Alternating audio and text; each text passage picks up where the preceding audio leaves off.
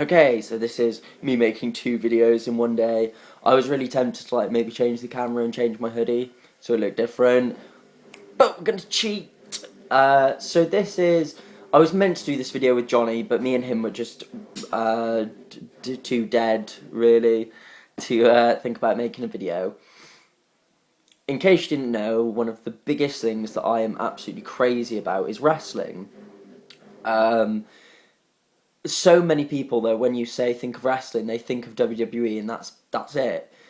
And I do watch WWE more than anything, but obviously you have so much more out there. And just looking now, the ones I'm most aware of are I always pronounce it wrong because I always say like Chikara, but people say Shikara. But it's a wacky concept. It's like a comic book, like full on superhero comic book come to life in a wrestling ring, and they have their battle of trios, and they've got their own thing going on. But it's not something I watch that much. But it's a fun thing to watch more than anything. New Japan Pro Wrestling, which is just insane. Their Wrestle Kingdom event, people have said it's probably one of the best wrestling events in recent memory.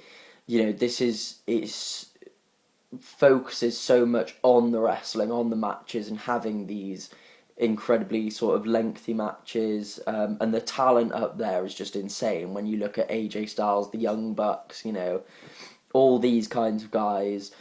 I mean, I struggled to get into it just a lot due to like the Japanese commentary threw me off a little bit.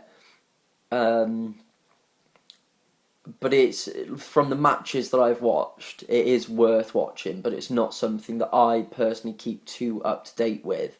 Because I know Global Force Wrestling, which is Jeff Jarrett's new company, have been working with New Japan a lot, and I've been keeping up to date on that.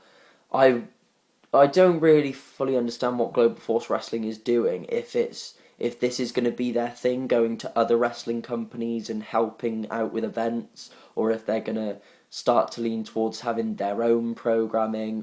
Because I thought like this was going to be a new big contender. Jeff's going to go around and pick up guys like AJ and the washing machines going off.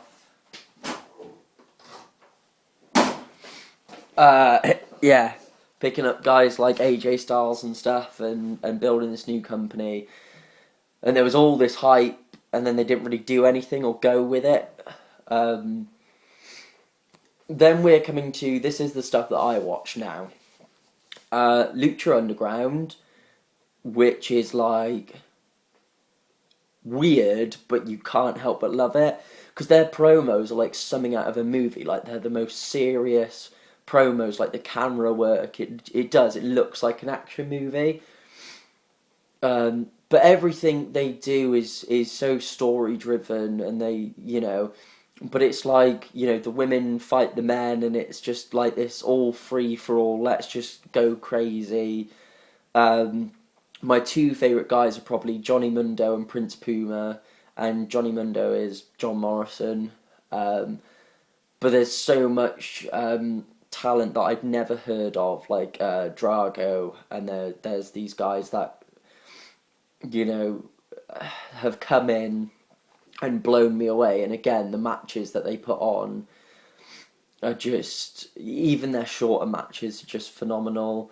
And yeah, for storytelling and for continuity, like them carrying stuff on and there being a reason. Somebody won't just come out of nowhere and you think, oh, this is okay, whatever. But I do enjoy Lucha Underground. Ring of Honor is just... Ring of Honor is probably my favourite company for actual wrestling, for matches and focusing purely on matches. This is where CM Punk has been, this is where Daniel Bryan's been, Kevin Steen, who's now Kevin Owens. And then you've got guys like the Briscoe brothers, who are insane. You've got The Addiction, Christopher Daniels and Kazarian. Adam Cole, RD Evans, who had the new streak. But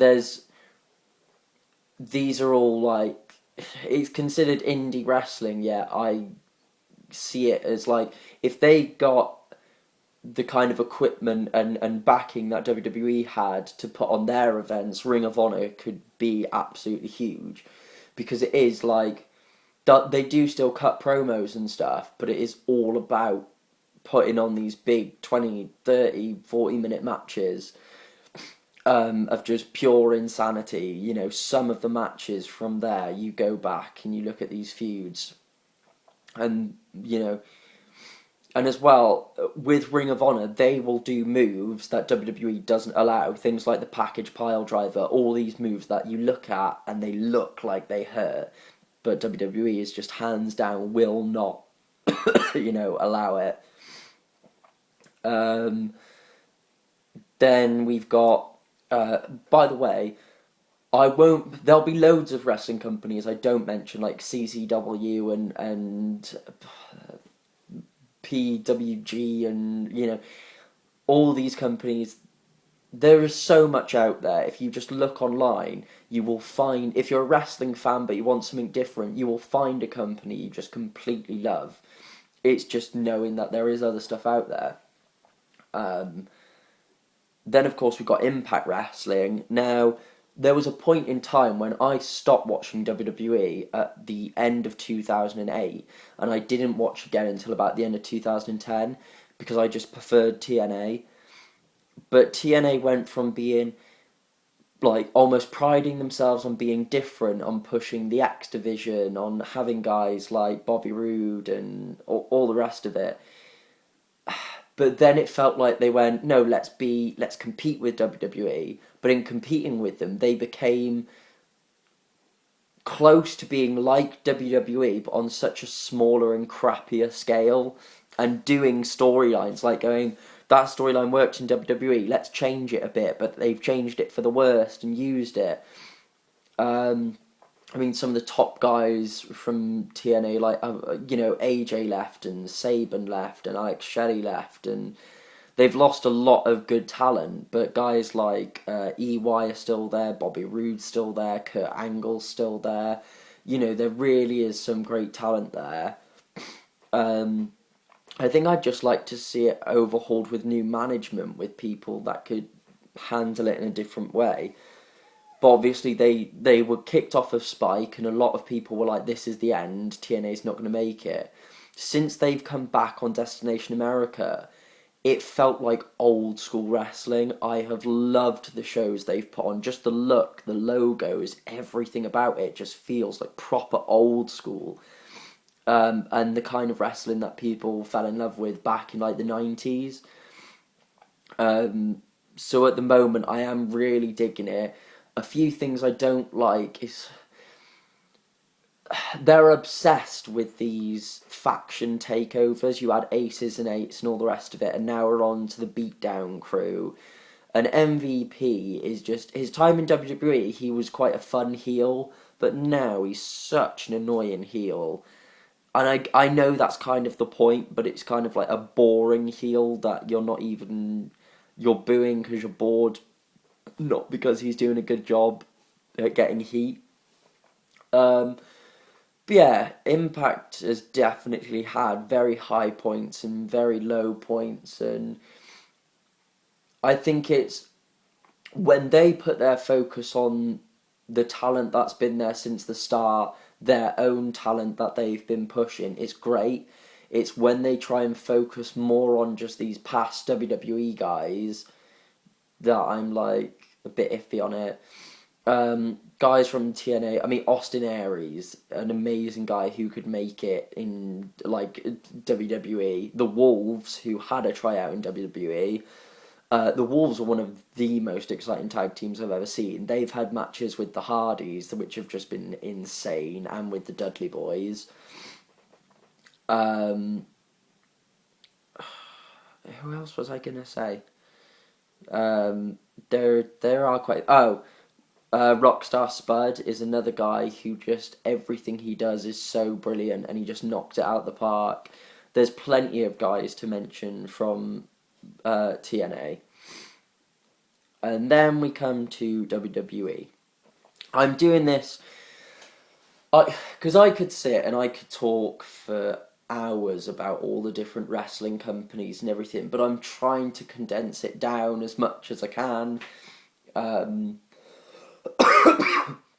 just for the benefit of people not having to look at my face for too long or listen to me for too long. I recently bought the WWE Network, and I do love WWE, but some of the stuff they do, like, for example, the Royal Rumble, right? Pay-per-views to me now, like, I started watching back in 2007 when I was really into it, and every match on a pay-per-view card felt like it should be on the pay-per-view card. Whereas there are a lot of matches now where you're sat and you're like, this should be on Raw or SmackDown. This isn't a pay-per-view worthy match. And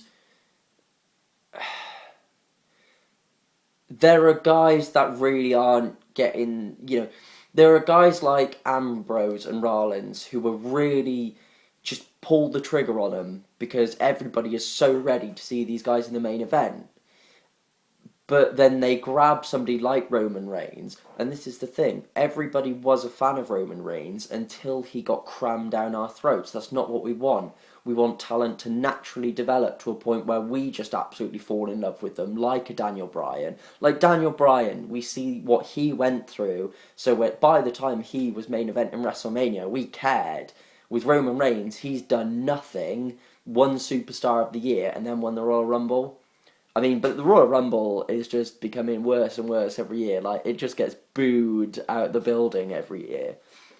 There's a lot that WWE does that's wrong. There's a lot of booking decisions they make and talent that they let go and gimmicks that they come up with. I mean, it's like with Total Divas. Make Total Divas and Raw separate. Don't try and go, oh, this Divas match is happening because of something that was filmed 6 months ago on Total Divas. It's stupid. They're killing their Divas division. And then you've got, obviously you've got Raw. Shouldn't be 3 hours, it should be 2. Because 3 hours is way too much of, nothing. SmackDown now is just basically a repeat, like, either it'll be rematches from Raw, or you'll watch SmackDown, and then the SmackDown you'll just be able to watch Raw and see all the SmackDown matches. There's a lot of their programming. I mean, a lot of the original shows on WWE Network, the more documentary behind the scenes stuff, is brilliant to watch. I love it so much, which is why I'm so glad I have the network. One of the shows that should be praised most, and even if you don't like Raw or SmackDown, you should still watch this, is NXT, where you that's where the Shield came from, it's where the Wyatt family came from, it's where Sami Zayn currently is at the moment, Adrian Neville, Kevin Owens, Finn Balor, Hideo Itami, the boys from Brooklyn. There's just, you watch NXT and you think, if this is the future of WWE, I'm excited.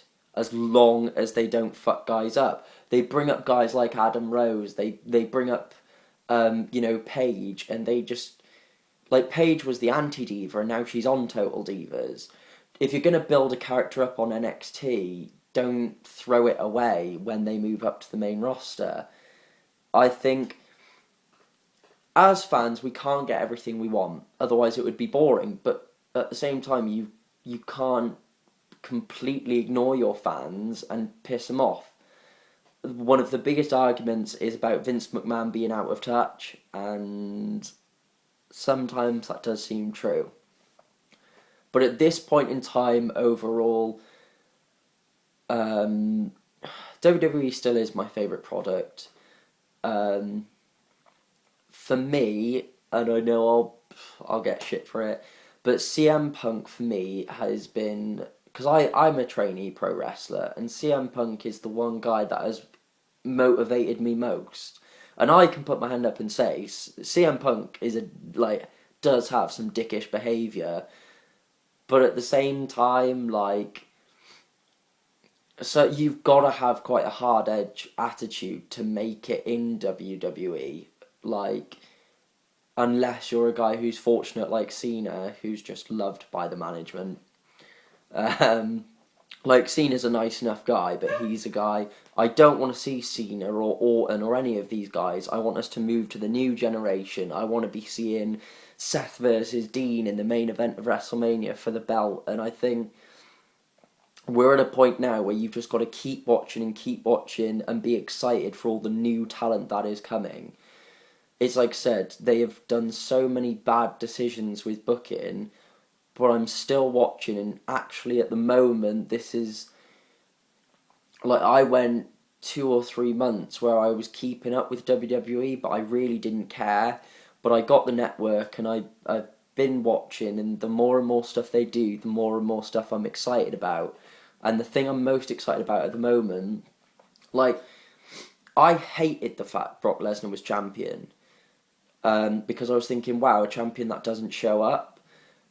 But what I like is the fact that the title seems like a bigger deal now, because it's not defended every month or all the time. It's like with a UFC fight, when the title goes on the line, it's a title match and everyone gets really hyped up. It feels like that. And it's allowed guys like Dean and Seth to main event pay-per-views. It's allowed these amazing feuds to take the spotlight rather than the title taking the spotlight. And just with the more I go back and watch Brock Lesnar's stuff and everything, I really am warming to him and becoming a huge fan of him. At this current point in time, I can't really think of anything else to say. I mean, those are my just very generalised views on everything. Because I was going to make notes, and then I was like, no, I'll just go on a rant. But yeah, that's my opinion on where wrestling is at the moment. It's like I said, I'm hopefully going to be making a wrestling documentary, and I'm also attempting to make a musician documentary as well. And then I've got plenty of stuff on the way. It's just me trying to find time like this to be able to do everything.